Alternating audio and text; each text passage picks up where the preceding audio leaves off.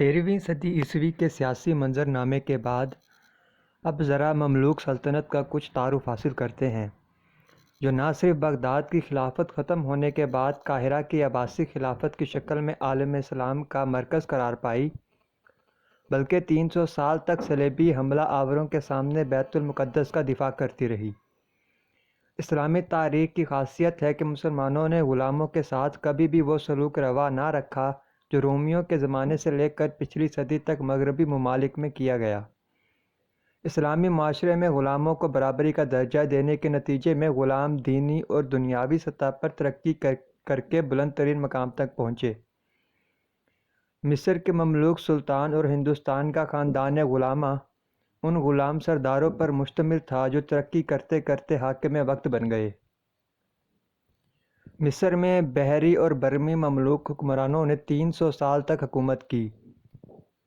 ان سلاطین میں جانشینی کے وقت سخت کشمکش ہوتی اور طاقتور غلام امیر سلطان بن جاتا، یعنی ان میں جانشینی کے طور پر بیٹا حکومت نہیں حاصل کر پاتا تھا۔ 1223 عیسوی میں خوارزم شاہ کے ایک درباری کے گھر بیٹا پیدا ہوا اور اس کا نام محمود رکھا گیا۔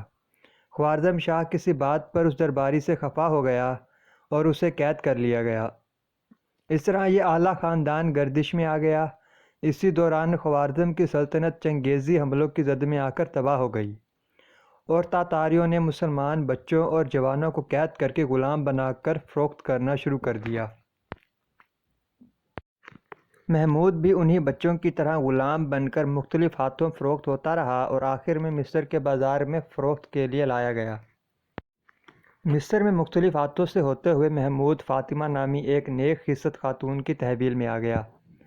فاطمہ کا ایک بیٹا فوت ہو گیا تھا جس کا نام بیبرس تھا۔ محمود کی شکل اس لڑکے بیبرس سے ملتی تھی، چنانچہ فاطمہ نے محمود کا نام بدل کر بیبرس رکھ دیا اور اسے اپنا بیٹا بنا لیا۔ فاطمہ کا ایک بھائی مصر کے سلطان الملک سہل نجم الدین کے دربار سے منسلک تھا۔ اس کی ملاقات جب بیبرس سے ہوئی تو وہ اسے قاہرہ سلطان کے دربار میں لے گیا۔ سلطان الملک سہل نے کئی لاوارث لڑکے اپنی کفالت میں لیے ہوئے تھے۔ ان لڑکوں کی اچھی تعلیم و تربیت کی جاتی، خوراک کا خاص خیال رکھا جاتا اور سخت جنگی تربیت کے مراحل سے گزارا جاتا۔ اس طرح یہ لڑکے سلطان کے وفادار بن جاتے اور سلطان کے ذاتی فوج میں شامل کر لیے جاتے۔ بہرحال محمود براہ راست سلطان مصر کی زیر نگرانی تربیت پا کر رکن الدین بیبرس کے نام سے مصر کی فوج میں شامل ہو گیا اور اپنی لیاقت اور مہارت کے سبب مصری فوج کا سالار شمار ہونے لگا۔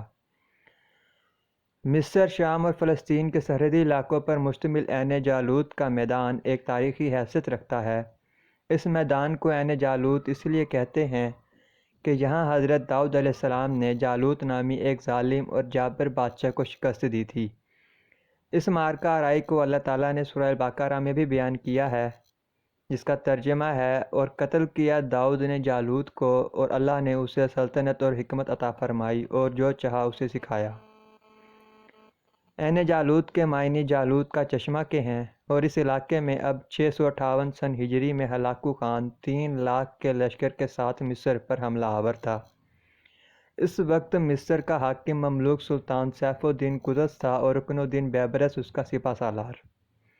سلطان قطز کی فوج کسی بھی طرح 3 لاکھ کے لشکر جرار کا مقابلہ کرنے کے قابل نہ تھی، اور اب مصر کی شکست کا مطلب تھا کہ ہلاکو خان کی رسائی حجاز مقدس کے شہروں اور حرمین شریفین تک ہو جاتی اور پھر مراکش، شمالی افریقہ کے مسلم علاقے اور پھر آخر میں اندلس۔ مگر اس موقع پر اللہ تعالیٰ نے عالم اسلام کو بچا لیا۔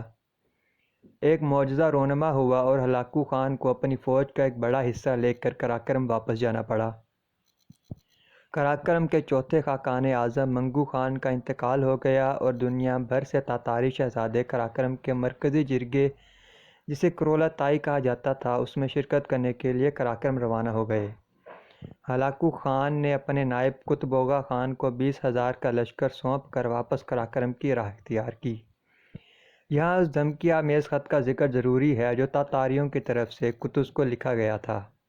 یہ خط ہلاکو خان کی طرف سے لکھا گیا تھا یا قطب خان کی طرف سے، اس بارے میں تاریخ میں مختلف روایات ملتی ہیں۔ بہرحال تاتاری سفیر نے یہ خط سلطان قطز کو پیش کیا۔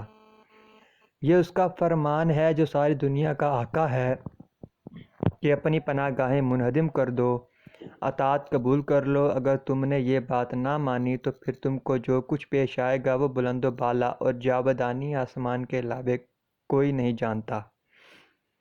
غالب امکان ہے کہ خط ہلاکو خان نے قراقرم روانگی سے قبل بھیجا تھا، جس میں صاف انداز میں اعلان جنگ کیا گیا تھا۔ بہرحال تاتاری سفیر نے رعونت آمیز انداز میں یہ خط سلطان مصر کے سامنے پھینک دیا۔ یہ انداز دیکھ کر سلطان مصر اور رکن الدین بیبرس کی آنکھیں غصے کے عالم میں سرخ ہو گئیں۔ سلطان کو خط کے مندرجات پڑھ کر سنائے گئے تو سلطان نے سفیر سے کہا کہ ہمارا ہلاکو خان سے کوئی جھگڑا نہیں، لہٰذا اسے چاہیے کہ ہمیں ہمارے حال پر چھوڑ کر واپس چلا جائے۔ اس پر سفیر نے جواب دیا، تو گویا چاہتے ہو کہ تمہارا بھی وہی حشر کیا جائے جو ہم تمہارے خلیفہ کا کر کے آئے ہیں۔ جان لو کہ ہمارے آقا کی قوت لامحدود ہے اور دنیا کی کوئی طاقت اس کا مقابلہ نہیں کر سکتی۔